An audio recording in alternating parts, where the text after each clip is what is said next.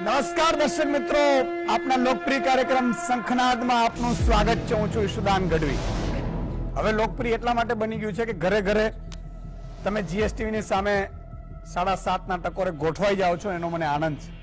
ઢગલાબંધ લોકો ફોટો પાડીને મોકલે છે, તમારો પ્રેમ અને લાગણી છે.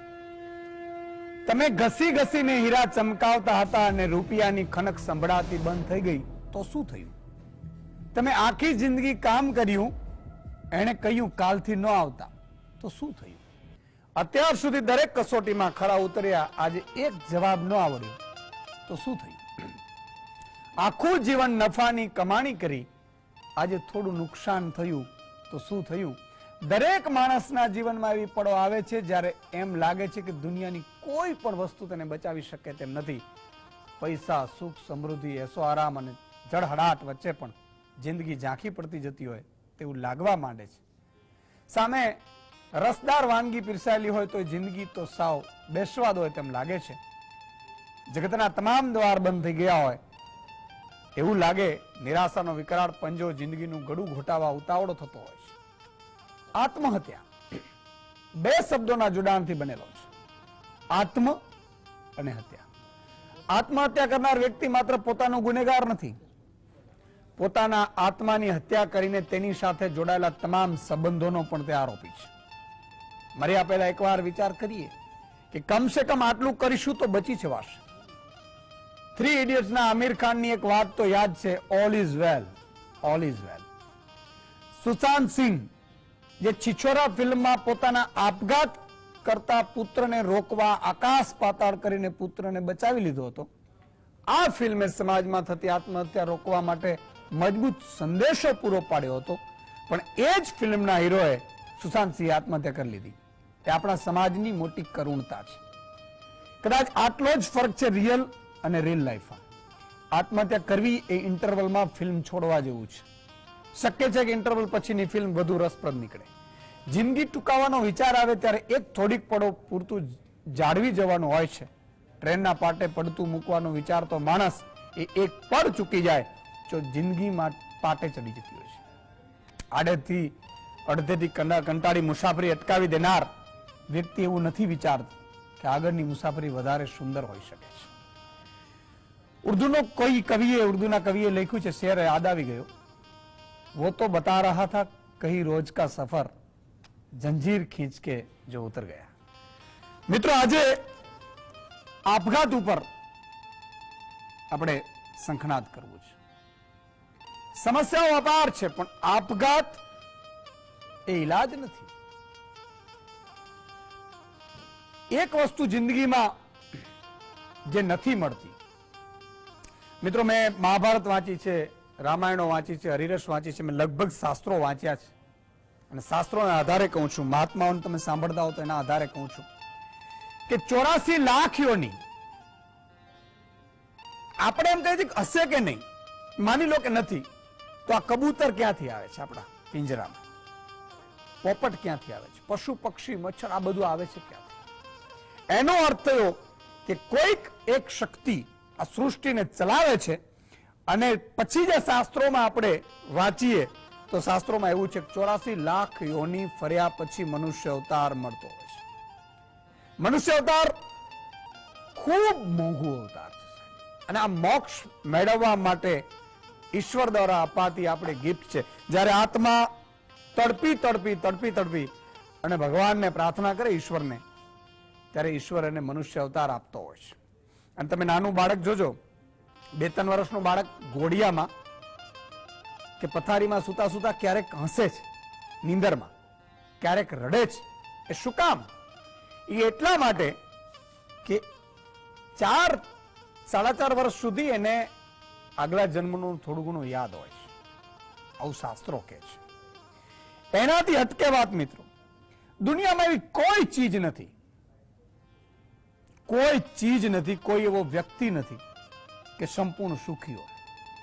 તમને આપઘાત કરવાનો વિચાર, મને તો એક ખબર નથી પડતી, જ્યારે તમારો આપઘાત કરવાનો વિચાર આવે ત્યારે એકવાર તમારા પરિવારને આંસુ સામે તો વિચારજો. તમારી માં છે, દીકરી છે, દીકરો છે, ભાઈ છે, પરિવાર છે, અને એનાથી પણ હટકે તમને એટલો બધો આપ તૂટી પડે, તો એકવાર રેલવે સ્ટેશન ઉપર 2 હાથ કપાયેલા 2 પગ કપાયેલા વ્યક્તિ ભીખ માંગીને પોતાનું પેટ ભરતા હશે, એ આપઘાત નથી કરતો, તમને એવી બધી શું તકલીફ પડી? આ બધી વસ્તુ એટલા માટે મારે કહેવી પડે છે કે હમણાં જ મેં કહ્યું ને કે એવું બની પણ શકે ઇન્ટરવલ પછીની ફિલ્મ ખૂબ સુંદર હોય. એવું પણ કહેવાય છે મિત્રો કે આપઘાત કરનાર વ્યક્તિની આત્મા ભટકતી હોય છે. આ તમને હું ધાર્મિક વાત એટલા માટે કહું છું કે એના કારણે પણ તમને કદાચ આવા વિચાર આવે. જો ડિપ્રેશન બધાને આવી શકે છે, મનુષ્ય માત્ર ભૂલને પાત્ર, કોઈ પણ મનુષ્ય હોય, એ ક્લાર્ક થી માંડીને ચીફ સેક્રેટરી સુધી, એ શ્રમિક થી માંડી અને મોટા ઉદ્યોગપતિ સુધી, અને પોલિટિકલી વાત કરીએ તો સામાન્ય સરપંચ થી માંડી અને પ્રધાનમંત્રી રાષ્ટ્રપતિ સુધી કોઈ સુખી નથી, સંપૂર્ણ સુખી કોઈ નથી. તમામને એના પ્રમાણે પીડાઓ હોય છે, ચિંતાઓ હોય છે, ખૂબ ચિંતાઓ હોય છે. જેટલો મોટો વ્યક્તિ એટલી મોટી ચિંતા. અને ઘણી જગ્યાએ તો આપણે એના માટે આપણે આપઘાત કરી લેતા હોઈએ છીએ, અથવા વિચારે છે લોકો કે દુનિયા શું કહેશે. અલા ભાઈ, सबसे बड़ा रोग क्या कहेंगे लोग. દુનિયાએ જે વિચારવું હોય વિચારે ભાઈ. દુનિયાએ તને જન્મ આપ્યો છે, દુનિયાએ તને જન્મ નથી આપ્યો. ઘણા લોકો મિત્રો બહુ આંકડા ચોંકાવનારા છે, એટલે મારે આપઘાત ઉપર આજે કરવું પડ્યું. આપણા ગુજરાતમાં સિરીઝ આપઘાતની થઈ છે અને આખા પરિવાર આપઘાત કરી લે છે. નાના બાળકને મારી નાખે, પોતે મરી જાય. અલા પણ શું થયું એવું? માની લો તમને આર્થિક સંકળામણ હશે, કોઈ બધાને હશે, બધાને. કોઈ શ્રમિક છે એને ખાવાનું નથી એટલે આપઘાત કરે છે, કોઈ જ્યાં દેવું વધી જાય એટલે આપઘાત કરે છે, કોઈ દેખાડામાં આપઘાત કરે છે, કોઈ ફિલ્મ સેલિબ્રિટી હોય એ સ્ટેટસ જાળવવા માટે દેવું કરીને પછી ભૂલો થઈ જાય પછી આપઘાત કરે છે. સિલસિલાબંધ છે. કોઈ પણ એક નેતાઓ નથી કરતા. મને આનંદ છે સાહેબ, નેતાઓમાં એક ગુણ શીખવા જેવો છે. હું નેતા અહીં બહાર છું, અહીંયા નથી, તમારો ભાઈ છે. નેતાઓમાં એક ગુણ છે, હાર્યા કાંઈ વાંધો નહીં, આવતી ચૂંટણી જીતીશું. બીજી વાર હાર્યા કાંઈ વાંધો નહીં, એના પછીની ચૂંટણી જીતીશું. મજા છે સાહેબ, મજા છે. તો નેતાઓ પાસેથી એક ગુણ શીખવા જેવો છે, કાંઈ વાંધો નહીં. અને તમે બધા જોતા હશો, મંત્રી પદ છીનવા જાય, મુખ્યમંત્રી પદ છીનવા જાય, 2 દિવસ ટેન્શનમાં રહીએ, પછી ત્રીજે દિવસે પાછો મરક સ્ટેજ ઉપર આવી જાય. ઘણાના પદ છીનવા જાય, ઘણાને એમ કહી દે તારે ચૂંટણી લડવાની નથી, રડે પાછા અંદર ઘરમાં જઈને બહાર આવીને એકદમ. તો મારું કહેવાનો મતલબ છે, એની સારી વસ્તુ છે. અને એ તમામની વચ્ચે આપઘાતના જે કેસા છે, વિશ્વમાં દર 40 સેકન્ડ એક વ્યક્તિ આપઘાત કરે છે. 7 લાખ લોકો દર વર્ષે આત્મહત્યા કરે છે. ભારતમાં દર 4 મિનિટે એક વ્યક્તિ આત્મહત્યા કરે છે, દર 4 મિનિટે. વર્ષ 2021માં ભારતમાં 1,64,033 લોકોએ આત્મહત્યા કરી. 2022માં રોજના સરેરાશ 468 લોકોએ આત્મહત્યા કરી. વિશ્વના 77% આત્મહત્યાના કેસ ઓછી અને મધ્યમ આવકવાળા દેશમાં હોય છે. સામાન્ય વાતમાં પણ ખોટું લાગી આવતા. મને તો એ થાય કે મને આમાં લાગ્યું એટલે ખોટું લાગી ગયું, મને આ લાગ્યું તો ખોટું લાગી ગયું. ઘણા મમ્મી ઠપકો આપે, પપ્પા ઠપકો આપે. સાહેબ, એક સમય હતો કે મમ્મી, બધા સૌરાષ્ટ્રમાં તો કહેવત છે, મા બાપની માર ઘીની નાર. એનો ઠપકો તમને મળે ક્યાંથી સાહેબ? આજે પણ મારી મમ્મી મને જાહેરમાં ઠપકો આપે છે, મને બહુ ગમે, બહુ ગમે. માના ઠપકા કોને ના ગમે સાહેબ? માં જ તમને ઠપકો આપી શકે, બીજા કોણ ઠપકો તમને આપવા આવશે યાર? માતા પિતા તો આપે, તમને તુકારે બોલાવી શકે. ભગત બાપુએ તો ત્યાં સુધી લખ્યું છે, મોઢે બોલું માં સાથે જ નાનપણ સાંભળે, મોટપ કેરી મજા મને કડવી લાગે કાગડા. રાષ્ટ્રપતિ બની ગયો હોય પણ માના ખોડામાં બાળક જયારે રમતો હોય ને એને જે આનંદ હોય ને એવું ક્યાંય નથી હોતું. તો આ બધા નાના નાના વાતોમાં આપણે ખોટું લાગી જાય.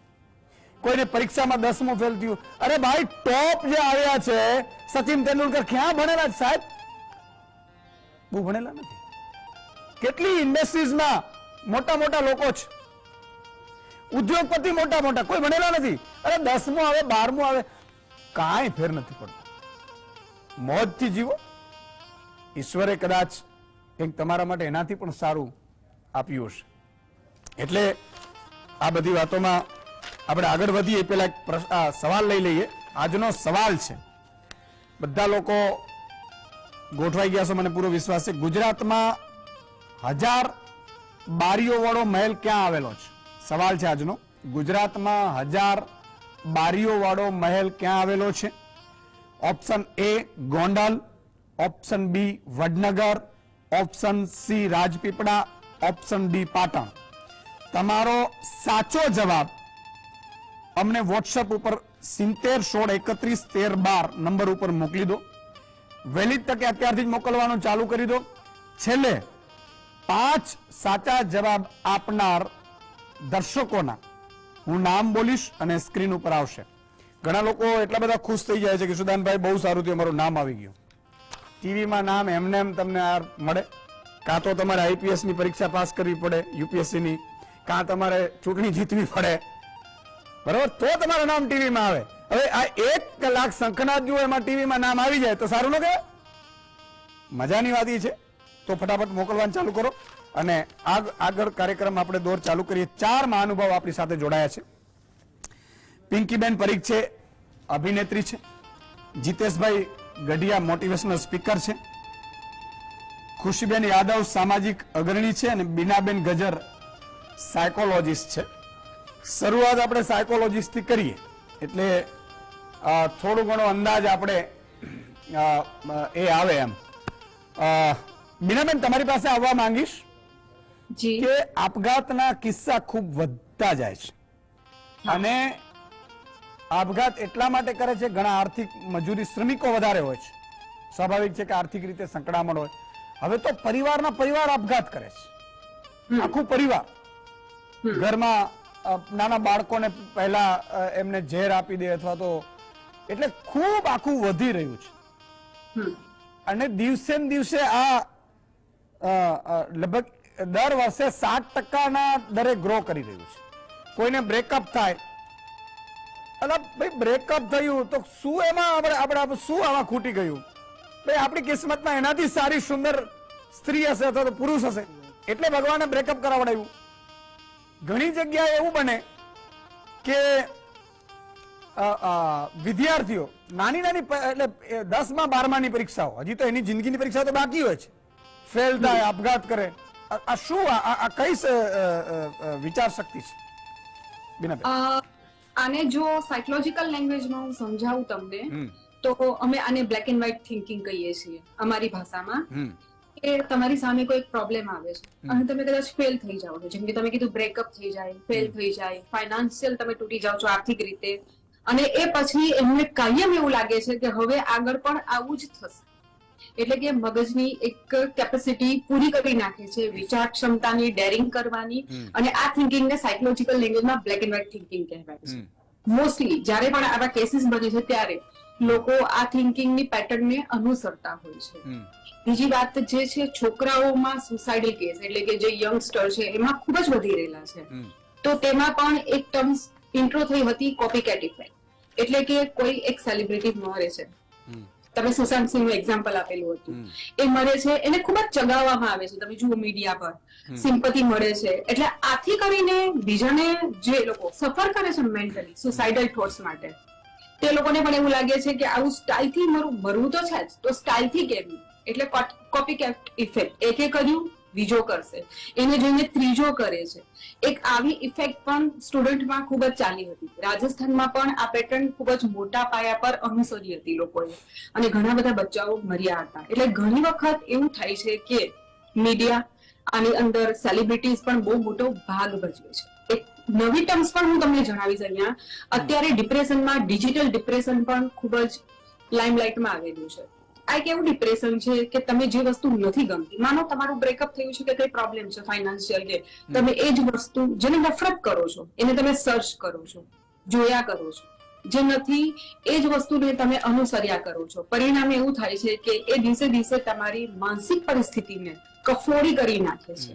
હાલત એવી આવે છે કે તમારી પાસે જે નથી એ મેળવવાની ઈચ્છા એટલી બધી આગળ વધી જાય છે ને તમારી કેપેસિટી એ વસ્તુ પર પહોંચવાની હોતી નથી. આના કારણે તમે ડિપ્રેશનમાં આવો છો. આને ડિજિટલ ડિપ્રેશન કહેવાય છે, જે મોટા ભાગના યંગસ્ટરો અત્યારે આમાંથી જઈ રહ્યા છે, પરંતુ તમને ખબર નથી, કારણ કે મોબાઈલ એક અભિન્ન અંગ બની ગયું છે જીવનનું. લોકો છોડવા માંગતા નથી અને લોકો સમજી પણ નથી શકતા કે કઈ હદે તેઓ ફસાયેલા છે. ડિપ્રેશન થી માનસિક રોગોમાં આગળ વધવામાં જરા પણ વાર લાગતી નથી. આવી ઘણી બધી ટર્મ્સ આપણી આજુબાજુ ચાલ્યા જ કરે છે, જેને લોકો ખરેખર નથી સમજતા. બિલકુલ બીનાબેન, બહુ અગત્યની વાત કરી. મિત્રો, ક્યારેક પતિ પત્નીના ઝઘડા સામાન્ય ઝઘડા હોય છે, બરોબર છે, એમાં ગુસ્સે લાગી જવું, એક નાની નાની વાતમાં એક ફોન કે ભાઈ એક કામ કરો પછી ફોન કરું તો બેનને દુઃખ લાગી જાય કે ભાઈને દુઃખ લાગી જાય. અત્યારે આર્થિક સકડામણ ખૂબ વધી છે. 2 જણા નોકરી કરતા હોય ત્યારે છેડા ભેગા થાય છે, મોંઘવારી ચરમસીમાએ હોય છે. આ પણ એક કારણ હોય છે. મિત્રો, ઘણી જગ્યાએ નોકરીમાંથી છૂટા કરવામાં આવે, કાલથી તમે ન આવતા લાગી જાય અને માણસ પગલું ભરતો હોય છે. એક મનોજ કરીને છે, એમણે એક મસ્ત કવિતા લખી છે. આપઘાત કોઈ સમસ્યાનો રસ્તો નથી, તમે ધારો છો એ રસ્તો એટલો સસ્તો નથી. બાપ વગર કેટલાય ભૂલકાઓ રજડી ગયા ને પતિ વિના કેટલી સ્ત્રીઓ વિધવા બની. સમાજ કે સરકારને તેનાથી શું ફરક પડ્યો? છેલ્લે તો બસ એક પરિવાર જ વેરાન બન્યો. કુદરત જ્યારે કોપાયમાન થશે, બધી વાતોનો હિસાબ થશે. જે હશે તેના મોત માટે જવાબદાર, તેના પણ હાલ બેહાલ થશે. અદભુત છે. જીતેશભાઈ, તમારી પાસે આવવા માંગીશ. મોટિવેશનલ સ્પીકર છે. આવા લોકોને એટલા માટે હું લાવ્યા છું આ શોમાં કે જેથી કરીને માન લો કે અત્યારે જીએસટીવી જોતા હોય 5-25 લોકોને પણ મનમાં એક મજબૂતાઈથી આવશે ને સાહેબ, અને નબળો વિચાર કર્યો એ નીકળી જશે ને, તો આ 100 કાર્યક્રમ નહીં, અમારું ભવ સુધરી જશે કે અમે કોકની જિંદગી બચાવી. જીતેશભાઈ, નાની નાની વાતો એને મોટો પહાડ બનાવવામાં બનતા વાર ન લાગે. અને જે રીતે આખો જે ભલે સોશિયલ મીડિયા આવ્યું, આ બધું આવ્યું, બધું છે, બરોબર, સમજી શકાય એમ છે. ડિપ્રેશનમાં ખૂબ બધું વધતું જાય છે. જેને જોઈએ તો હું ડિપ્રેશનમાં હતો, હું ડિપ્રેશનમાં હતો. શું છે? એકચ્યુઅલી હું એનએલપી માસ્ટર પ્રેક્ટિશનર છું, એટલે મોટિવેશનલ સ્પીકર તો લખવું પડે છે, બીકોઝ ઓપ્શન નથી સોશિયલ મીડિયામાં બીજો, એટલે મોટિવેશનલ સ્પીકર લખીએ છીએ આપણે. પણ જનરલી હું એનએલપી માસ્ટર પ્રેક્ટિશનર છું. અને એનએલપી સાયન્સ એટલે કે મનુષ્યના બિહેવિયરનું સાયન્સ. કદાચ તમારી ઘણી બધી વાતો સાથે હું સહમત ના થાઉં એટલા માટે, બિલકુલ, કે આ શરીર સલાહ લેવા માટે એની રચના એવી બની નથી કે કોઈની સલાહ એપ્લાય થાય. તો થાય શું? હું તમે અથવા આપણે આજ સાંભળનારા બધા શું કરી શકીએ? તો આત્મહત્યા જે કરનારો છે ને, એ કરનારાના મૂળમાં જો જઈએ ને આપણે, તો આત્મહત્યા કેમ થાય છે એના મૂળમાં જઈએ તો મોટે ભાગે મારા અનુભવે 2 મુદ્દા મારા ધ્યાનમાં આવ્યા. એક, લાગણીમાં ક્યાંય હર્ટને કારણે આત્મહત્યાઓ થાય છે, અને બીજું, પૈસાના મુદ્દાઓમાં આત્મહત્યા થાય છે. મુખ્ય આ 2 મુદ્દાઓ છે. પણ આની પાછળનું જો મુખ્ય કારણ હોય ને, જો તમે કીધું કે ભાઈ ઘટનાઓને કેવી રીતે મોટી કરીએ છીએ, તો આ મનુષ્યનું શરીર છે ને, એની એક અન્ડરસ્ટેન્ડિંગ ક્યારેય કોઈને શીખવાડવામાં ના આવી. હું આખા એજ્યુકેશન સિસ્ટમને જયારે બારીકાઈથી જોઉં છું ને, તો આપણને ક્યાંય એવું શીખવાડવામાં ના આવ્યું કે આ શરીરને ઇસ્તેમાલ કેવી રીતે કરવું. મોબાઈલને ઇસ્તેમાલ કરવાની બુકલેટ આવી, ટીવીની આવી, પણ આને કેવી રીતે ઉપયોગ કરવો એનો કોઈ ફોર્મ્યુલા કોઈ સમજાવી નહીં. અને પરિણામે આજે બધી ઘટનાઓની પાછળનું મુખ્ય કારણ શું છે? તો કે ઘટનાઓ જે છે એવી રીતે જોવાને બદલે આપણે એને કોઈ મિનિંગ આપી દઈએ છીએ. કોઈએ ફોન ના ઉપાડ્યો એટલે એને મને ઇગ્નોર કર્યો, આવો મિનિંગ આપી દઈએ છીએ. એટલે મોટા ભાગે જે ઘટનાઓને, નાની ઘટનાઓને મોટી કેમ થાય છે? તો કે ઘટનાને ઘટનાઓ તરીકે જોવાને બદલે આપણે આપેલા મિનિંગ થી એને જોઈએ છે. હું હંમેશા કહું છું, મોટા ભાગના લોકો હું બોલું છું એ નહીં સાંભળે, એને જે સાંભળવું છે એ સાંભળશે. એનો મતલબ શું? તો કે એ પોતે એક મિનિંગ બનાવીને રાખેલો છે. તો એ મિનિંગ આપવાનું બંધ કરીએ, ઘટનાને ઘટના તરીકે જોવાનો આગ્રહ રાખીએ, તો ઘણી બધી ઘટનાઓ ને ખરેખર રિલેવન્સ જ નથી, એને મહત્વ આપવાની જરૂર નથી. એને બદલે આપણે એને એટલી બધી મોટી બનાવી દઈએ છીએ. તમે મોટે ભાગે જોયું હશે, જેટલા બી રિલેશનમાં સમસ્યા છે ને, પતિ પત્નીની સમસ્યા તો ઠીક છે, પણ જુદા જુદા રિલેશનમાં બે સાડુભાઈ નથી બોલતા, બે ભાઈઓ નથી બોલતા, બે બેનભાઈ નથી બોલતા, એનું મૂળ કારણ શું છે? તો કે એક નાનકડી ઘટનાને મોટો મિનિંગ આપી દીધો અને પરિણામે આ ઘટના થતી હોય છે. તો આ બધાનું કારણ છે મિનિંગ આપવો. અહીંયા હું એમ કહી શકું ઘટનાને ઘટના તરીકે જુઓ, તો આનો આપણે સોલ્યુશન લાવી શકાય. વાહ, અદ્ભુત વાત કરી. એક જીતેશભાઈની જે વાત ખરેખર મને આજે બહુ જાણવા મળી કે મોબાઈલ યુઝ કેમ કરવો ને એ આપણે શીખીએ છીએ, પણ આપણું શરીર, આપણું માઇન્ડ કઈ રીતે યુઝ કરવું એ શીખીએ નથી. અને એમણે તો બહુ અઘરો શબ્દ કીધો, જે એમની પ્રોફાઇલ, વાત બહુ જબરજસ્ત છે મિત્રો. પણ મને એક મહાત્મા અમે બેઠા હતા અને એક વાત કરેલી કે સુદાનભાઈ, ધ્યાન કરો ને તો 80% શરીરના રોગો, હું આ મારી પર્સનલ વાત કરું છું, અને એમાં જીતેશભાઈ જેમ કીધું તમને યોગ્ય લાગે તો લેવાની, બાકી લેવાની નહીં, બિલકુલ નહીં લેવાની. કારણ કે સલાહ ઘણા આપશે, હાલી જ નીકળ્યો પિંકીબેન, ગમે ત્યાં નીકળો ને એટલે કે આમ થયું, અરે આમ કરી નાખો, આંખમાં જરાક વાગ્યું હોય ને કે આંધળી થઈ જાય એમ, તો કે આને લગાડો, આને લગાડો, પેલા ની આંખ વહી જાય, ત્યાં સુધી સલાહો આપે. અને દુનિયામાં સલાહ કરતા સાથની વધારે જરૂર હોય છે.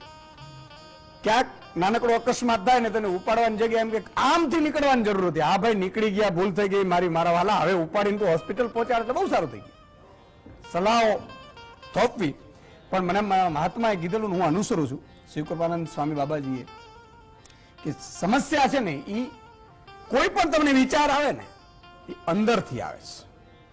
ધ્યાન કરો. હું રોજ મિત્રો 1 કલાક ધ્યાન કરું છું, અને મને આટલી બધી સમસ્યાઓ હોય ને ધ્યાન કર્યા પછી હું અંદરથી એટલી શક્તિ મેળવું છું કે ગમે તેટલી પરિસ્થિતિ આવશે ને વિકટ, તો આ તમારો ટાઈગર અડીખમ ઉભો હશે. આ તાકાત અંદરથી આવે છે. તમે એકવાર કરજો, જેટલા પણ પ્રશ્નો હશે, સમસ્યાઓ હશે, નોટ કરજો. એ બાબા સ્વામીએ હમણાં એમની શિબિર પણ હતી. ધ્યાન એમાં તમને પેલા લાગે ન લાગે 15-20 મિનિટથી ચાલુ કરજો, બરાબર છે. પણ આ ખૂબ સારું છે. બીજી વાત એમણે કીધેલી કે ઘણા લોકો નાની નાની પિંકીબેન આમ નીકળતા હોય ને એટલે પાર્કિંગ ઉપરથી ઝઘડા કરે અને ગાડી હોર્ન વગાડવા ઉપર ઝઘડા કરે. મહાત્મા બહુ સારી વાત કરી કે ઘણા તમને ગાળો આપતા હોય તો આપે નહીં યાર, ગાળ એને આપી છે, લેવી ન લેવી તમારા ઉપર ડિપેન્ડ છે. ગાળ એમણે આપી, એમનું મોઢું છે. આપણે ચિત્ત ખરાબ ન કરીએ, અને કોઈ પણ એવા વ્યક્તિ ઉપર ચિત્ત લઈને ન જાઓ. બાબા સ્વામીજી મને બહુ એક સારી વાત કીધેલી કે એક ભાઈને એટેક આવ્યો, પછી એમણે ધ્યાનમાં, એટલે સ્વામીજીઓ યોગીઓ તો ધ્યાનમાં, કારણ કે ખૂબ એ સ્થિતિ હોય છે, એટલે એમને જે ઝઘડો થયેલો એ વ્યક્તિને એટેક આવેલો. એટલે તમે જેના ઉપર પણ ચિત્ત રાખતા હો, ચિત્ત કોઈ મનુષ્ય ઉપર બહુ રાખતા નહીં, કોઈ પણ હોય, હા સારા હોય એની ઉપર તો એનો પ્રભાવ આવશે. એટલે પિંકીબેન એક વાત સમજવાની કોશિશ એ જ કરવી છે કે દિવસે ને દિવસે આ વધતો જશે. આપણે ભલે આપણું કીધું કે આપણે આપણો રોલ અદા કરીએ, આપણે આ કરીએ, પણ એવા મોટિવેશનલ સ્પીકરો જે આપઘાત ન કરવા માટે કહેતા હોય એવા આપઘાત કર્યા છે. સાચી વાત છે, બરાબર છે. બહુ સાચી. એ ઘડી આવતી હશે, ક્યાંક એવી પરિસ્થિતિ આવશે, આવતી જ હશે, પણ જે રોકી શકાય એ શું? સાહેબ એવું છે અત્યારે કે જીવનમાં મનુષ્ય અવતાર આપણને મળ્યો છે, તમે કહ્યું એમ, સમસ્યા કોને નથી હોતી. તમને તમારી રીતની સમસ્યા હોય, મને મારી રીતની, મને જ ખબર હોય કે સાહેબને એમની રીતની સમસ્યા હોય. દરેકની લાઈફમાં સમસ્યાઓ હોય છે જ. હવે એ જે ક્ષણ જે કીધી એમણે કે જે ક્ષણ એ જતી રહે તો તમારું, અને કહેવાય છે ને કે અણે ચૂક્યો 100 વર્ષ જીવે. એટલે ક્યારેક આવી બધા વિચારો મગજમાં આવે કે તમને નિષ્ફળતા મળે તો આ તો જીવન છે, અપ્સ એન્ડ ડાઉન્સ આવ્યા જ કરે. ફાઇનાન્શિયલ ક્રાઇસિસ હોય તો એનો હલ આ નથી કે તમે આત્મહત્યા કરી લો. જીવન એટલું બધું સુંદર છે. આ થોડો ટાઈમ તમારો એક ક્રુશલ નીકળી જાય પછીની જિંદગી તમારી સરસ હોય, તમને ક્યાં ખબર છે? તમારું ફ્યુચર તમને નથી ખબર. તો થોડીક ધીરજ રાખો, કારણ કે સાહેબે કહ્યું એમ આપણે બધાની સહન શક્તિ અત્યારના જમાનામાં ઓછી થઈ ગઈ છે. પહેલાના લોકો બહુ જ કઈ બી થાય, અરે થઈ જશે, અરે જોઈ લઈશું આપણે. અત્યારના ટાઈમમાં એ જે સહન શક્તિ છે, સહન કરવાની શક્તિ, એનો એક આપણે માપદંડ કે ના હા બસ આનાથી વધારે તો ના જ થાય ભાઈ સાહેબ, મારે તો કઈ લેડી હસબન્ડ વાઈફ ના ઝઘડા હોય તો કે ના હા આનાથી વધારે કરીને તો હું તો ડિવોર્સ માટે અપ્લાય કરી દે. અરે ભાઈ તું થોડીક શાંતિ રાખ. હવે નાની નાની બાબતો બધાનો આ એક પાર્ટ ઓફ લાઈફ છે કે ભાઈ દરેકની બાબતમાં આવું થાય. હમણાં યશુનંદભાઈ અત્યારે દેખાદેખી પણ એટલી થઈ ગઈ છે કે અત્યારે આવા જે નાના જે હોય છે કે ભાઈ ફેરિયાઓ ને એ લોકો તો કરતા હોય છે આત્મહત્યા, પણ અત્યારે હાયર મિડલ ક્લાસમાં કે ભાઈ 1-1 કરોડના લગ્નો કરે. દેખાદેખી જોઈને આપણામાં પહોંચ નથી તો આપણે શું કામ એટલું 1 કરોડ જેટલું કે 1.5 કરોડ જેટલું આપણું બજેટ રાખવું છે?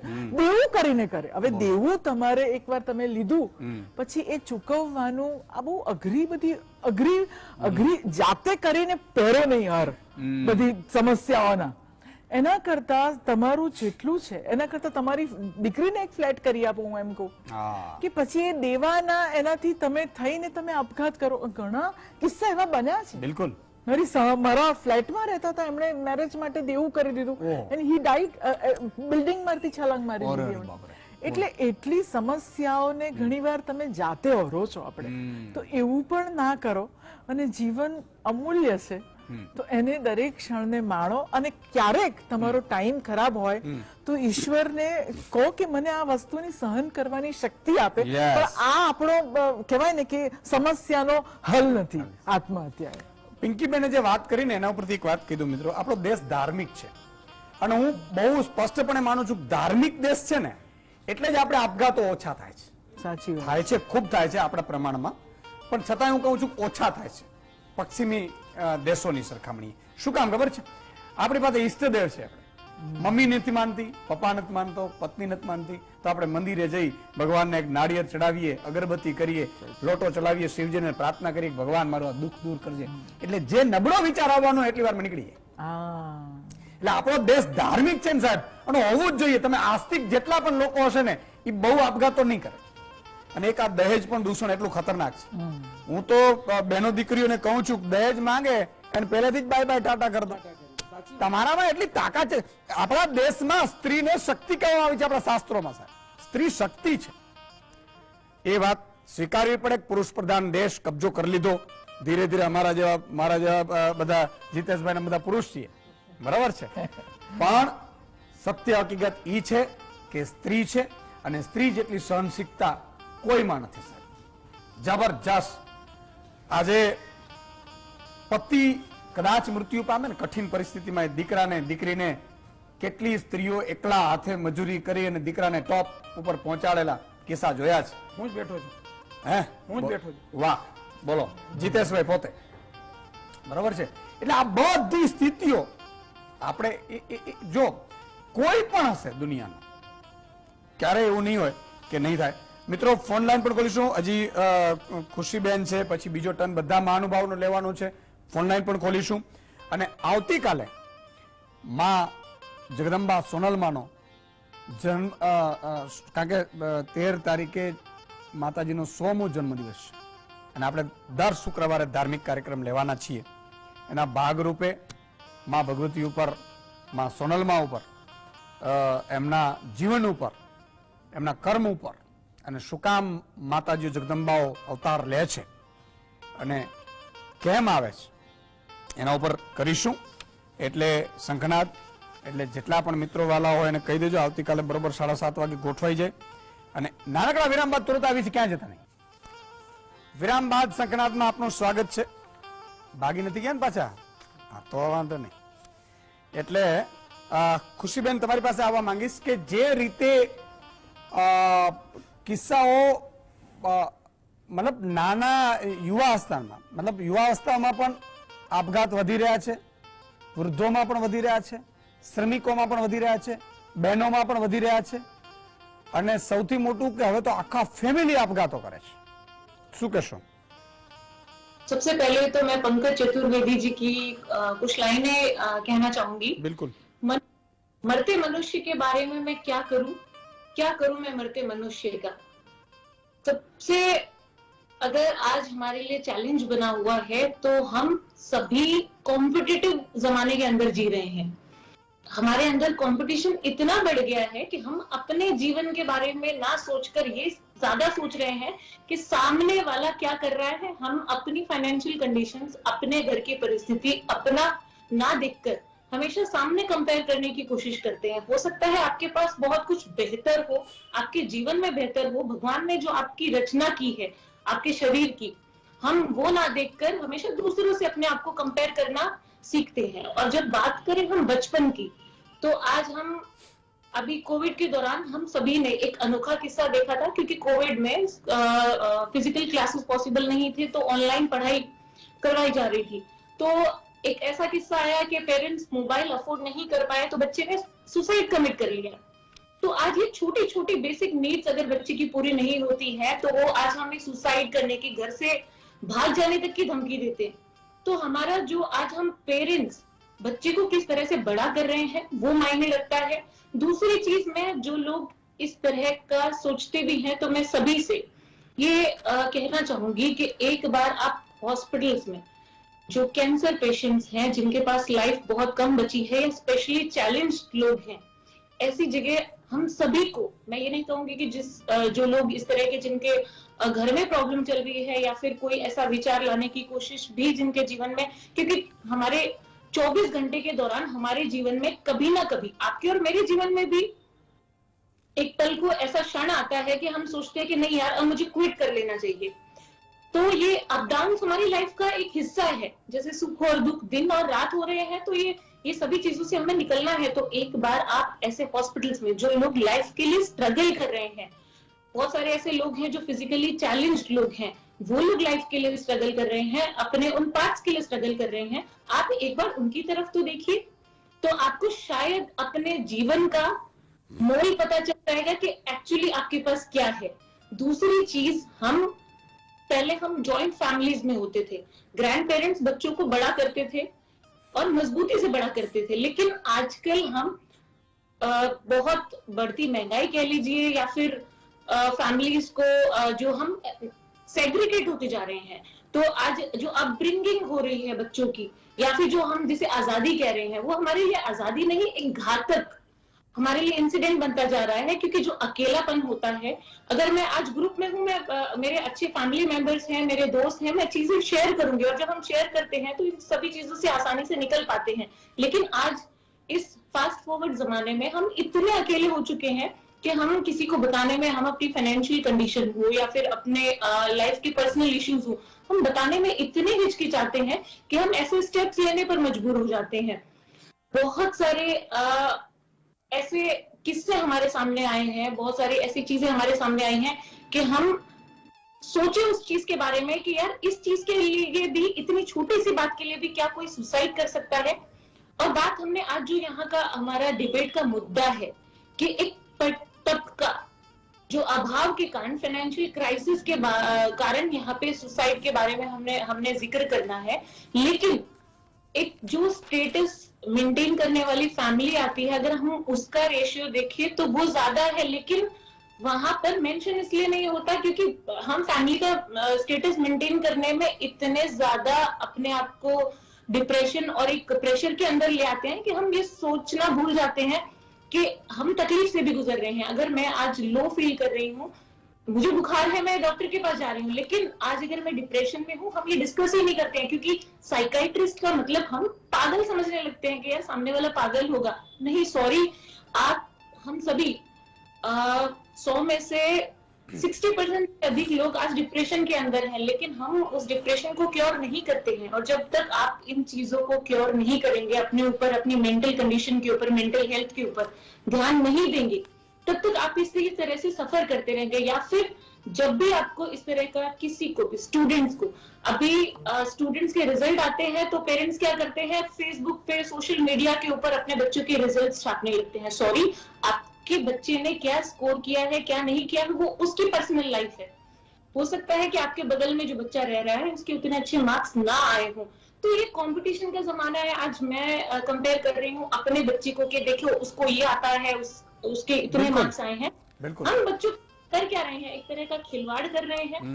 और मान लीजिए मेरे पास गाड़ी है जो 10 लाख के बजट में है, लेकिन मेरे पड़ोसी के पास मर्सिडीज है, तो मैं ये कि नहीं मुझे वो चाहिए। तो जब तक ये चीजें हम अपने मन को संतुष्ट नहीं करेंगे, जब तक हमारे अंदर ये फीलिंग नहीं आएगी कि जो मेरे पास है वो मोर देन इनफ है, तब तक ऐसी ही चीजें हमें जीने नहीं देंगे। और ये लाइफ शायद हमें एंड तक ये नहीं पता चलता है कि हम ये जिंदगी को जीने आए थे, काटने नहीं। जो हम इस जमाने में हम जी कम रहे हैं, जिंदगी को काट रहे हैं, और हम इन्फ्लुएंस ज्यादा होते हैं। जैसे बहुत सारे स्टार्स हैं, अभी ये भी आया था कि इतने सारे फिल्म स्टार्स ने सुसाइड किया है। तो इससे जो आज की पीढ़ी है वो इन्फ्लुएंस हो रही है कि आज अगर लड़की ने अगर किसी लड़के को ना बोल दिया है तो वो हाथ काट लेता है। वो एक एक्सीडेंट, एक तरह का अपने ये क्रेजीनेस बढ़ती जा रही है। जैसे हम बोलते हैं ना, एक वायरल होती चीजें। तो जो सोशल है वो भी आजकल गलत चीजें ज्यादा हो रही है। बिल्कुल। और हम मूवीज को बहुत ज्यादा फॉलो करते हैं। हमारे जो हीरो, हमें नहीं पता, हम ये भूल जाते हैं कि वो 3 आवर्स की मूवी है सिर्फ, और रियल लाइफ बहुत अलग होती है। बिल्कुल सही कहा। अपने जीवन को मूवी बनाने में क्यों लग जाते हैं? और तो अभी जिस तरह की मूवीज आ रही है उसमें बच्चे इतने ज्यादा इन्फ्लुएंस होते हैं कि वो भूल जाते हैं कि रियली उनकी लाइफ में क्या है। बिल्कुल खुशी जी, यस, आपकी अवाज भी थोड़ी कट रही है। लेकिन મિત્રો, ગુજરાતમાં છેલ્લા 6 વર્ષમાં 16,862 લોકોએ મોતને વાલું કર્યું છે। 2024ના પ્રથમ દિવસે ગુજરાતમાં 7 લોકોએ આપઘાત કર્યો છે। બોટાદમાં 4, જ્યારે મોરબી વાંકાનેરમાં 3 લોકોએ જીવન ટૂંકાવ્યું। છેલ્લા 5 વર્ષમાં કામદારોની આત્મહત્યામાં કેસમાં 50%નો વધારો થયો છે। આત્મહત્યાના કેસમાં ગુજરાત 6ઠા ક્રમે છે। આ ખૂબ જ દુઃખદ છે અને મહામારી પછી બેરોજગારી અને આર્થિક સંકળામણ પણ એક કારણ બન્યું છે। એક દર્શક મિત્ર લઈ લો, પછી મહાનુભાવોનો પણ બીજો ટર્ન આવશે। રાજકોટથી ચંદ્રકાંતભાઈ જી। ચંદ્રકાંતભાઈ, હાલો ઈશુદાનભાઈ, નમસ્તે। નમસ્તે નમસ્તે। મારે એક પ્રશ્ન હતો। હા, આ તમે કાર્યક્રમ બહુ સરસ કર્યો છે, બદલ આભાર તમારો। Thank you. પણ હવે આમાં જે તમે પ્રશ્ન પૂછો છો એ તો જેની માથે વીતતી હોય એને ખબર પડે। જેમ કે અત્યારે કામ ધંધા જોઈએ એવા છે નહીં, માથે રૂપિયા કરીને મકાન લીધું હોય, અને હવે અત્યારે તારીખ પછી તારીખ આવી જતી હોય, તો આવા વિચારોમાં એક પછી એક ફોન કર્યા રાખે। ઓની પાસેથી લઈને ઓને ભર્યા હોય, ઓની પાસેથી લઈને ઓને ભર્યા હોય, દર મહિને આવ્યા રાખે હપ્તા। તો શું કરવું? વિચાર ન આવે તો? પણ ઈ છે ને, ખૂબ ખૂબ આભાર ચંદ્રકાંતભાઈ। પણ મારી એક વિનંતી છે કે દુનિયામાં કાંઈ પણ કોઈ કાયમી નથી હોતું। આજે જો પ્રધાનમંત્રી છે નરેન્દ્રભાઈ, પ્રધાનમંત્રી છે, બરાબર છે, છતાંય એને પણ ચૂંટણીઓ લડવા, મેનેજ કરવું, દેશમાં દુનિયાના ઘણા બધા કામો હોય તો એ પણ સતત ટેન્શન ને કામમાં હોય છે। રાષ્ટ્રપતિ હોય, મંત્રી હોય, એટલે હું એમ કહું છું કે બધાએ એમાંથી બહાર, એટલે કોઈને કઈ શાંતિ તો હોતી જ નથી। એટલે મારે એ જ કહેવાનું છે કે મુશ્કેલીઓ બધી આવશે, અને વાત સાચી છે કે આર્થિક સંકડામણ ખૂબ એ પકડી ગયું છે, પણ આપણે એમાંથી બહાર આવવું પડશે। બીનાબેન, બીજો ટર્ન છે, લગભગ 2-2 મિનિટની આપણી પાસે અપેક્ષા રાખીએ છીએ। તો હવે આનો ઈલાજ શું, મતલબ શું કરી શકાય? માની લો કે તમે જોતા હશો તો સારા સારા સ્ટાર કહેવાય, એણે આપઘાતો કર્યા હોય, જીયા ખાન હોય કે તનુશ્રી એ હોય, શ્રમિકો આપઘાત કરે, મતલબ કોઈ જગ્યા એવી નથી કે જ્યાં આ નથી થતું। તો એનો ઉપાય શું, ઉકેલ શું? જે લોકો આત્મહત્યા કરવાનું વિચારતા હોય છે તેના લક્ષણો શારીરિક અને માનસિક ફેરવાઈ જાય છે। તેઓની ઊંઘમાં, ભૂખમાં, વર્તનમાં ઘણા બધા ફેરફાર આવે છે। જ્યારે નોર્મલ વર્તન કરતા કઈ અલગ દેખાય, ઓછું ખાવા માંડે, ઓછું સૂવે, સતત જાગ્યા કરે, બેસી રહે, એવું કઈ પણ દેખાય તો ફેમિલી મેમ્બર્સે, આજુબાજુના લોકોએ અવેર થઈ જવું જોઈએ। બીજું, ઘણી વખત એવું થાય છે કે લોકો ઓવર સ્ટ્રેસમાં, મુખ્યત્વે આત્મહત્યાના કારણમાં સૌથી વધારે સ્ટ્રેસ છે। ડિસ્ટ્રેસ એટલે કે એક એવું ભયંકર સ્ટ્રેસ જે લોકોને આત્મહત્યા સુધી પહોંચાડે છે। જ્યારે પણ લોકોને એવું લાગે કે વસિયત બનાવવા માંડ્યા છે, વાતે વાતે મોતની વાત આવે છે, મોતનું સર્ચ કરવામાં આવે છે, જે બધા હાર્મફુલ સાધનો ઘરમાં હોય તેનો અલગ ઉપયોગ કરવા માંડે છે, ત્યારે આ બધા નાના મોટા સિમ્ટમ્સ કે લક્ષણો છે કે જેનાથી ખબર પડે છે કે માણસ આત્મહત્યા કરવા માટે વિચારી રહ્યું છે. બીજું, જે લોકો આત્મહત્યા કરવાનું વિચારતા હોય તે એક જાણે હિંચકા પર બેઠા તેવું હોય છે, તેના મગજમાં સતત આ વિચારો ચાલતા હોય છે. ખરેખર તમે બહુ અંદરથી જુઓ, માનસિક રીતે તો તેમને જીવવું છે, પરંતુ જીવવા માટે કઈ રસ્તા નથી. તેમને એવું લાગે છે કે મોત જ આ સમસ્યાનો અંત છે. આથી એન્ડ ટાઈમ પર મદદ નહીં મળતા, કોઈનો સપોર્ટ નહીં મળતા આ લોકો આવા ડિસિઝન પર પહોંચે છે. ઘણી વખત એવું થાય છે કે કોઈ આત્મહત્યાની વાત કરે ને તો મોટા ભાગે લોકો એવું કહે છે, હા જા કરી, અથવા તો હા એક વખત અપ્લાય કરતા ને ખબર પડશે. આવા શબ્દો, આવા વાક્યોનો બિલકુલ ઉપયોગ અહીંયા નથી કરવાનો હોતો. ઘણી વખત લોકો એવું પણ આપણે સાંભળીએ છીએ કે જિંદગી એટલી ખરાબ નથી. આવા વાક્યો પણ તેમને પ્રેરિત કરે છે.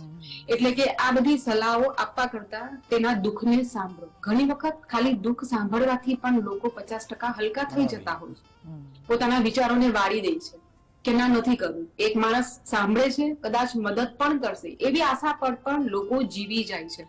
એટલે કે જે પણ આત્મહત્યા કરવાના હોય તેનામાં માનસિક અને શારીરિકમાં ઘણા બધા ફેરફારો આવે છે. બીનાબેન, એક નાનકડો સવાલ વચ્ચે કે માની લો કે કદાચ એવા કિસ્સા બને છે કે આપઘાતનો પ્રયાસ કર્યો, ભગવાન ને ઈશ્વરની કૃપાથી બચી ગયા, તો શું એમને કાઉન્સેલિંગ કરવું પડે, કરાવવું પડે? ઘણા નહીં તો ખબર જ નથી હોતી કે ભાઈ સાયકોલોજીસ્ટ પાસે લઈ જવું પડે, શું હોય એમ? હા, જે લોકો વાત કરે છે તે 100% અટેમ્પ કરવાની તૈયારી રાખતા જ હોય છે, અને જે એક વખત અટેમ્પ કરી ગયા હોય છે અને બચી ગયા હોય છે તે બીજી વખત આવું કરશે જ એવું તમારે માની લેવાનું. ભલે એ શરૂઆતમાં વાત કરે તો તેની આજુબાજુમાં રહેવું, મેન્ટલ સપોર્ટ પૂરો પાડવો, કાઉન્સેલિંગ છે, થેરપી છે, મેડિસિન્સ છે, કોઈ એક્સપર્ટને પૂછો. ઘણા બધા સોર્સિસ અવેલેબલ છે. ગવર્મેન્ટ હેલ્પલાઇન ચાલે છે, ઘણી બધી આત્મહત્યા નિવારણ હેલ્પલાઇનો ફ્રી છે. કોઈને પણ એક વખત વાત કરી ખુલ્લા દિલથી મદદ માંગો, મદદ મળે જ છે. બસ અચકાવો નહીં. બિલકુલ એક બ્લેક એન્ડ વ્હાઇટ થિંકિંગમાં અટવાવો નહીં, થોડું આગળ એક પગલું માંડી જુઓ. દુઃખ દર્દ થશે પરંતુ એનું સોલ્યુશન ડેફિનેટલી આવે છે. બરાબર છે. જીતેશભાઈ, ઉપાય શું? અને માની લો કે આ બધા કિસ્સાઓ વધતા રહેતા હોય તો એમાં શું આપણે ધ્યાન રાખવા જેવું? આપઘાત જે બી કરે છે ને એના કરતા આ સામાજિક મુદ્દો છે, આ કોઈ વ્યક્તિગત મુદ્દો નથી. તો એ સામાજિક સ્તર પર આપણે શું કરી શકીએ? પહેલું, હું હંમેશા કહું કે છોકરાઓને, નાનો બાળક હોય એને ખોટું બોલતા કોણ શીખવાડે? તો કે મા બાપ શીખવાડે.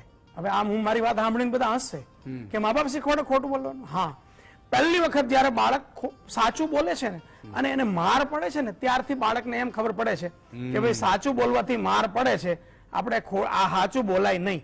એટલે પહેલી વખત જયારે સાચું બોલવાથી માર પડ્યા પછી બાળક ખોટું બોલતા શીખે છે. સેમ વે આ સમાજ લેવલે એવી વ્યવસ્થા આપણે બધા સ્વીકારવાની પ્રક્રિયા શરૂ કરીએ કે ભાઈ ગમે તેવી મિસ્ટેક થઈ છે, ગમે તેવી ભૂલ થઈ છે, તો ઘરમાં એવું વાતાવરણ બને કે ભાઈ કઈ પણ વાત હોય તો એ કહી શકાશે, એના ઉલટા રિએક્શન નહીં આવે. આ સામાજિક પૂરી સમષ્ટિગત કરવા જેવો ઉપાય છે પહેલો, કે પૂરી સમષ્ટિએ એવું વાતાવરણ ઉભું કરવું પડશે. આવા પ્રોગ્રામોથી શું થશે? કદાચ થોડી જાગૃતિ આવી શકે, પણ કરવાનું તો સમાજે છે અને એ છે લોકોને સમજવાની પ્રોસેસ શરૂ કરીએ. મોટે ભાગે શું થાય, કોઈ પ્રેમમાં છે તો એને સમજાવવાનું ચાલુ કરે, સમજાવવાથી ના થાય એને સમજવું પડે. કોઈ પૈસામાં કઈ પ્રોબ્લેમ છે, આર્થિક સમસ્યા છે તો એને સમજાવવાથી કઈ ના થાય એને સમજવું પડે અને એને મદદ કરવી પડે. તો સામાજિક સમષ્ટિગત આપણે ઉપાય શોધતા હોઈએ તો સમાજે, એટલે કે કદાચ મને સાંભળનારા દરેક પોતાના ઘરમાં તો આવી વ્યવસ્થા કરે કે ભાઈ ઘરમાં જેટલા બી સભ્યો છે એ ઘરનો વડીલ એને એટલી તો ઓફર કરે કે ભાઈ તમે કઈ પણ ઘટના હોય મારી પાસે આવજો, હું તમને ઉલટો નહીં પકડું. તો આ પહેલું સમષ્ટિગત ઉપાય છે. વ્યક્તિગત ઉપાય શું છે? તો કે વ્યક્તિગત ઉપાય એ છે કે હું હંમેશા, આ મારું ફેવરિટ સેન્ટેન્સ છે કે જીવનમાં એવા 5 વ્યક્તિ સિલેક્ટ કરી લો. આજે જીવનમાં 5 વ્યક્તિ સિલેક્ટ કરી લો કે એ 5 વ્યક્તિને જીવનના કોઈ પણ વિષયની વાત હોય એ 5 માંથી કોઈ એક પાસે જાઓ અને એ જ્યાં બ્રેક મારવાનું કહે ત્યાં અનડાઉટ બ્રેક માર દો, વિધાઉટ એની લોજિક. કોઈ વિચાર લગાવશો નહીં, કોઈ દિમાગ લગાવશો નહીં, બસ એ 5માંથી કોઈ કીધું એટલે હું બ્રેક માર દઉં. આનાથી આપણા જીવનની અંદર વેલ ડિસિપ્લિન લાઈફ આવે. હું હંમેશા કહું કે જેની પાસે જીવનમાં આજે આપણી પાસે શું થઈ ગયું છે, સોશિયલ મીડિયાનો જમાનો છે. કોઈ પણ નાનો મોટો બી પ્રસંગ હોય તો 1000-2000 માણસ આપણે ઘરે આવે છે, પણ એ 1000-2000 માંથી આપણા કેટલા આપણા હોતા નથી. આપણને લાગે છે કે આપણા છે. અગર તમારે ખરી સમસ્યા આવી ત્યારે તમારી પાસે ઉભા રહી એવા કેટલા? તો એવા લોકોનો આજે દુકાળ છે. એટલે હું હંમેશા કહું કે જેની પાસે 5 લોકો એવા નથી કે જે બ્રેક મારે અને ઉભા રહી જાય, એવા માણસને દુશ્મનની જરૂર નથી, એ પોતે જ કાફી છે. એટલે અગર સમષ્ટિગત જઈએ તો આપઘાતની સમસ્યાનો ઉકેલ તો કે આપણે સમજાવવાને બદલે સમજવાની પ્રોસેસ ઉપર આવીએ બધા, બિલકુલ, અને કોઈ પણ પૂરો મોકો આપીએ, એને કંઈ પણ આપણે રિમાન્ડ નહીં લઈએ એવી એને ખાતરી આપીએ, ત્યારે આપણી સામે લોકો ખુલીને વાત કરી શકશે, સમસ્યા આપણી પાસે આવી શકશે. બિલકુલ. કમલેશભાઈ અમદાવાદથી જોડાય છે દર્શક મિત્ર. જી કમલેશભાઈ. જય દ્વારકાધીશ સાહેબ. જય દ્વારકાધીશ. જય દ્વારકાધીશ. આ સાહેબ આ જે ચાલી રહ્યું છે કે આત્મહત્યાનું, ખૂબ ખૂબ અભિનંદન, તમે પાછા આયા જીએસટીવી માં. ખૂબ ખૂબ અભિનંદન સાહેબ, તમે પાછા આવ્યા. થેન્ક યુ કમલેશભાઈ. હવે આ જે આપણે આ ચાલી રહ્યું છે આત્મહત્યાનું, તમારી જોડે આ ચર્ચા, એના માટે કોઈ બી સરકાર હોય કે પ્રાઇવેટ બેંક હોય કે કોઈ બી સંસ્થા હોય કે ઇવન કોઈ કારખાનામાં જોબ કરતો હોય, લોન લીધી હોય, તો એને જે તે એમ્પ્લોયમેન્ટ હોય ને એને સપોર્ટ એવો કરવો જોઈએ કે ભાઈ તું કોઈ આર્થિક પગ તૂટ્યો છું પણ કોઈ આડું પગલું ના ભરતો, તું વ્યાજ ના ભરતો, તારી પ્રમાણે 12 મહિનાના જશે, 24 મહિનાના કરજે, ધીમે ધીમે ભરજે, તારું ઘર બી ચલાય અને હપ્તા બી ભરજે. પણ આના માટે સમાજે, ગવર્મેન્ટે કે બેંકે એને એવો સપોર્ટ કરજો, મરી જશે તોય બેંક પૈસા લેવાની છે, ગવર્મેન્ટ પૈસા લેવાની છે. એના કરતા એના ઘરનો સદસ્ય ના કહો એવું ફ્રીડમ આપવું જોઈએ કે ભાઈ વ્યાજ ના ભરતો 24 મહિનાની લોન થતા 48 મહિને પૂરી કરજે. ખેડૂતને જે લોન આપી હોય એને લોન ની ભાઈ તું ધીમે ધીમે ભરપાઈ કર, અને બીજી જોઈતી હોય તો લઈ જા, પણ તું શાંતિથી તારું પરિવાર સુધાર. એના માટે સમાજે, ગવર્મેન્ટે બધાએ ફ્રીડમ આપવું પડે તો જ આ આત્મહત્યાનો નિકાલ આવે. બિલકુલ. કમલેશભાઈ નો મતે આર્થિક સંકડામણ, પણ આ બહુ જ અગત્યની વાત કરી. એમાંથી વાતમાં તારણી નીકળે છે.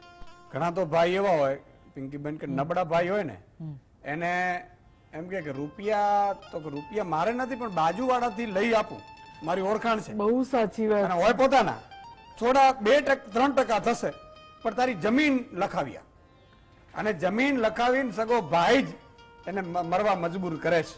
આવા કિસ્સા ખૂબ બન્યા છે. મારી પાસે અઢળક એવા કિસ્સાઓ આવતા હોય છે. મિત્રો, સમાજના કામમાં રહેતા હોવાથી ક્યારેક ક્યારેક તો દુઃખ થાય કે ભાઈનો ખેતર હોય, બીજો ભાઈ વેચે, માર્ગનો રસ્તો ન કાઢવા દે.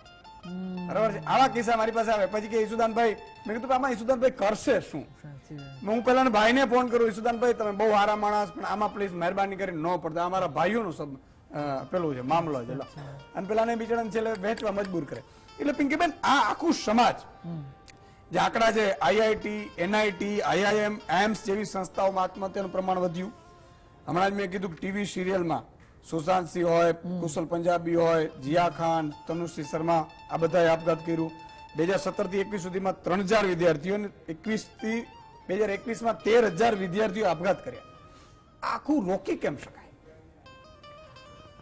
પહેલા તો તમારું જે દુઃખ છે, બેને કહ્યું બહુ સરસ, મને બરાબર લાગ્યું એમની વાત, કે જે લાઈફથી સ્ટ્રગલ કરી રહ્યા છે, જે લોકોને તકલીફ છે આટલી બધી, એ આપણું દુઃખ તમને બહુ નાનું લાગશે એ લોકોને જોશો તો.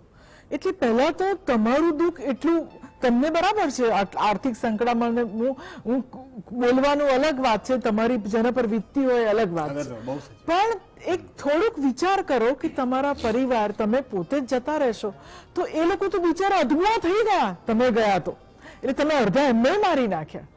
એટલે તમારા પરિવારનો વિચાર કરો ને. જયારે આવા વિચારો, આવા ખરાબ વિચારો જયારે મગજમાં આવે ત્યારે એને શેર કરો કે ભાઈ મને આવા વિચાર, કારણ કે કોઈને ખબર ના હોય કે તમારા મનમાં શું ચાલી રહ્યું છે. બધા કોઈ અંતર્યામી તો હોય નહીં કે ભાઈ મને તકલીફ છે, મને આવા વિચાર આવી રહ્યા છે. પૈસા વાળા હોય કે ગરીબ હોય, તો એનો તમારા ફ્રેન્ડ્સ કે તમારા આવા કોઈ સાયકાટ્રિસ્ટ પાસે જાઓ કે તો એનો ઈલાજ થઈ શકે. પણ તમે કોઈને કહો જ નહીં કે મને આવો વિચાર આવે છે, અને અંદર ને અંદર તમે એ કરી નાખો, તો તમારી પાછળના એના પછી કેટલા દુઃખી થાય અને કેટલા હેરાન થાય એની થોડી કલ્પના રાખો મગજમાં કે હું છું તો આ લોકોને એમ તો છે કે ચલો ભાઈ હું છું, હું જ નહીં હોઉં તો શું કરશે મારા મા બાપ કે મારી વાઈફ કે મારા બચ્ચાઓ, એ લોકોનું ભવિષ્ય શું? તો આવા નેગેટિવ વિચાર કરતા પહેલા થોડુંક વિચારો, અને એ થોડુંક વિચારશો ને અને તમારો વિચાર બદલાઈ જશે એવું મને લાગે છે. વાહ, પિંકીબેન બહુ અદ્ભુત વાત કરી. અને એ તમે ખાલી એટલું કહી દો પરિવારમાં, ચિંતા ના કરો હું બેઠો છું, તોય ઘણું બધું થઈ જાય. ઘણું બધું થઈ શકે છે. આ બધી બહુ જ નાની નાની વસ્તુઓ છે મિત્રો. પણ જ્યારે પણ આ કાર્યક્રમ જુઓ છો, મારી આપને વિનંતી છે કે ઈશ્વરે તમને એકલા મોકલ્યા છે, એકલા જવાનું છે, પણ આ પગલા લેતા પહેલા 1000 તકો તમારી હશે. એક રસ્તો ઈશ્વર બંધ કરે તો બીજો રસ્તો ખોલતો હશે. હું માનું છું આર્થિક સંકળામણ ખૂબ મોટો પ્રશ્ન છે, એમાં આપણો સમાજ હોય, સરકારો હોય, નેતાઓ, આ બધા જવાબદાર છે. હું પર્સનલી માનું છું, બરાબર. પણ જરૂરી નથી કે કાયમી નેતા રહેવાનો છે. ઈ માને છે હું કાયમી રહીશ, સાચી વાત છે. પણ ઈશ્વરના દરબારમાં તો એની ચીઠી પાટવાની છે, બીજો આવશે કો. એટલે રાવણને એમ હતું કે લંકામાં મારા વગર કોઈ ઘૂસી ન શકે સાહેબ. એ જ ભગવાન રામ આવ્યા સામાન્ય અયોધ્યામાંથી, અને તમે વિચાર કરો અયોધ્યાથી એમને વનવાસ મળ્યો 14 વર્ષનો. માતા સીતાજીનું અપહરણ થાય છે, અને એ અપહરણની પાછળ જે પણ મળ્યા સુગ્રીવ બધાને લઈ હનુમાનજી અને બધાને લઈને પહોંચ્યા. રાવણ પાસે શું નહોતું? કશું એવું નહોતું સાહેબ. લંકા સોનાની હતી. એને કહેવાતું હતું કે એને ઢોલીએ 9 ગ્રહ બાંધેલા હતા. ગ્રહ દેવતાઓ પણ એની સામે આવી ન શકે. ત્યારે અયોધ્યાથી આવનાર એક યુવાન એનો ખાતમો કરી અને જાય છે. એટલે કાયમી કોઈ નથી. એટલે મહેરબાની કરી કોઈ એવું પગલું ન ભરો. 2 વર્ષ, 5 વર્ષ, 10 વર્ષ આપણા માટે હોય પીડાના, तो सहन करवाना हो. खुशी जी आपके पास आना चाहूंगा, इसका रास्ता क्या करना चाहिए? सबसे पहले तो जब कोई व्यक्ति ऐसा स्टेप उठाता है तो वो ये बिल्कुल भूल जाता है कि वो अकेला नहीं मरता, उसके पीछे उसका पूरा परिवार मर जाता है. आप तो चले गए, लेकिन जो आप सिचुएशन छोड़ के जाते हैं पीछे, उस पूरी फैमिली को सफर करना पड़ता है. दूसरी चीज, आप सिचुएशन को एक्सेप्ट क्यों नहीं करते? एंड ऑफ द डे कुछ ऐसा बिगड़ नहीं जाने वाला है कि आपको मरना तो सभी को है, लेकिन उस वक्त से पहले क्यों? तो आप सिचुएशन को एक्सेप्ट कीजिए.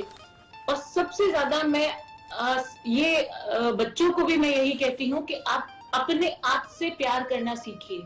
हम हमेशा दूसरों का ख्याल रखते हैं, लेकिन अपना ख्याल रखना भूल जाते हैं. जब हम, अगर मान लीजिए आज मेरे घर में कोई नहीं है तो मैं ऐसे ही बिना मतलब अपने आप को नहीं देखूंगी, अपने कपड़ों का ध्यान नहीं दूंगी, अपने ऊपर ध्यान नहीं दूंगी. लेकिन जब हम अपने आप से प्यार करने लग जाते हैं कि ठीक है, कोई मुझे देखे या ना देखे, कोई मेरे साथ में हो या ना हो, मैं कहीं पे भी जाऊं, मैं अकेले अगर रह करके और अपने आप से प्यार करने लगूंगी, अपने आप को संभालने लगूंगी, तो ऐसी सोच तो क्या, मेरे आसपास ऐसे ख्याल तक नहीं आएंगे. तीसरी चीज कि आप अपने आप को बिजी रखिए. हो सकता है कि आपका कोई स्किल, उसकी वजह से आप आगे नहीं जा पा रहे हैं, आपको किसी फाइनेंशियल क्राइसिस का आपको सामना करना पड़ रहा है, लेकिन आप एक चीज मत भूलिए, भगवान ने आपको 2 हाथ दिए हैं कि आप उनसे कर्म कर सके, दिमाग दिया है आप सोच सके, 2 आंखें दी है कि आप चीजों को देख सके, सेंस दिए हैं. इतनी सारी चीजें तो भगवान ने आपको दी है, फिर ये सब चीजें करने की जरूरत कहाँ से पड़ती है?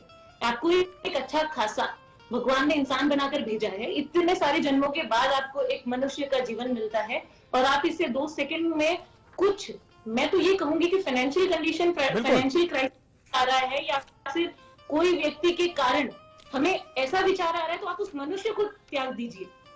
जिस मनुष्य के वजह से, जिस इंसान की वजह से, या फिर जिस रीजन की वजह से आपको अपना जीवन छोड़ना पड़े, उस व्यक्ति को, उस सिचुएशन को ही आप छोड़ दीजिए. क्या होगा? आपको हो सकता है साल भर लगे, 2 साल लगे, मैं गारंटी देती हूँ, मैं मानती हूँ इस चीज को कि एक समय के बाद आप किसी व्यक्ति को भी भूल सकते हैं. अगर हम अपनाते हैं तो हम, हमारे अंदर वो ताकत भी है कि हम उस चीज लागणी से दूर भी हो सके. तो फाइनेंशियली हम अगर काम करना चाहें स्किल्स के ऊपर तो कमा सकते हैं। और हमारे निजी जीवन से अगर प्रॉब्लम्स है तो ऐसी कोई प्रॉब्लम्स नहीं है जो बात करके सॉर्ट आउट नहीं हो सके। और सबसे ज्यादा आप मिरर में रोज अपने आप को देखकर ये जरूर कहें कि आप कितने खूबसूरत हैं, भगवान ने आपको कितना अच्छा बनाया है। इतने सारे लोग हैं, आप सड़क पे देखिए जिनके हाथ नहीं है, आंखें नहीं है, वो भी जीने की कोशिश कर रहे हैं। भगवान ने तो आपको परिपूर्ण एक अच्छा खासा इंसान बनाया है, फिर आप ऐसे स्टेप्स लेने की क्यों सोचते हैं? બિલકુલ आपको બિલકુલ મિત્રો, બહુ જ અગત્યની ચર્ચા થઈ, આપને ખૂબ જ્ઞાન પણ મળ્યું છે. ખુશીબેન, બીનાબેન, પિંકીબેન અને જીતેશભાઈ ચારે ચારનો ખૂબ ખૂબ આભાર. દર્શક મિત્રો જોડાયા એ અને ન જોડાયા એમનો પણ આભાર. મારે એક નાનકડી જતા જતા, આમ તો સલાહ ન હોય, સાથ જ આપવાનું હોય, પણ હવે બેઠા છીએ તો થોડુંક જીતેશભાઈ થઈ જાય. મિત્રો સહન શક્તિ વધારો. આપણા દાદાને મને ખબર છે કે એટલા ઠપકા આપતા હતા, જેટલું ઠપકો આપતા ને એટલા સ્ટ્રોંગ બનતા હતા. પણ હવે સહન શક્તિ ઘટી ગઈ. તો મારા દીકરા દીકરીઓને વિનંતી છે કે તમે મમ્મી પપ્પા ભાઈ મિત્ર એમાં સહન શક્તિ તો પોતે ડેવલપ કરો. અને વાલીઓને મારી વિનંતી, મામા મામી કાકા કાકી કે મમ્મી પપ્પા, કે તમે તમારા સંતાનોના મિત્ર બનો. આજે ખૂબ જરૂર છે. એક તો બે પાસે સમય નથી, પછી ઉપરથી મોબાઈલ નામનો કાકો આવી ગયો છે. એ કાકા સાથે જ રમતો હોય અને કાકામાં એટલી બધી વસ્તુ હોય છે, એ સારી હોય ને પછી ખરાબ હોય. એટલે તમે જો ઘણી જગ્યાએ આપણે પરિવારમાં આમ જઈએ ને ગેસ્ટ તરીકે, બધા પોતપોતાનો મોબાઈલ લઈને બેઠા હોય. ક્યારેક આપણા પરિવાર સાથે પણ હસો, ગાઓ, મસ્તી કરો. દુઃખ બધાને આવે છે. મને તો એ નથી સમજાતું કે આખું પરિવાર જયારે આપઘાતનો વિચારે છે, કરે છે, ત્યારે એકાદ તો એવો હોય કે ભાઈ ચિંતા ન કરો, હું કરી લઈશ. અને કોઈ દુનિયામાં એવું નથી. બીજું કે આપણે ખબર છે કે ત્યાં જતા પહેલા આપણે સ્વર્ગ મળવાનું છે, કાંઈ ખબર નથી ભાઈ. એને ત્યાં પાછી જગ્યા નથી, ક્યાંક બીજે મોકલી દેશે. એટલે આજની પરિસ્થિતિ અહીંયા છોડીને તમે જાઓ છો તો તમને ગેરંટી જ જાઓ, પણ ગેરંટી જ નથી, તો ખબર જ નથી. તો મારું કહેવાનું એ છે કે સહનશક્તિ વધારો. અને હવે છેલ્લે જવાબ આવી ગયા છે.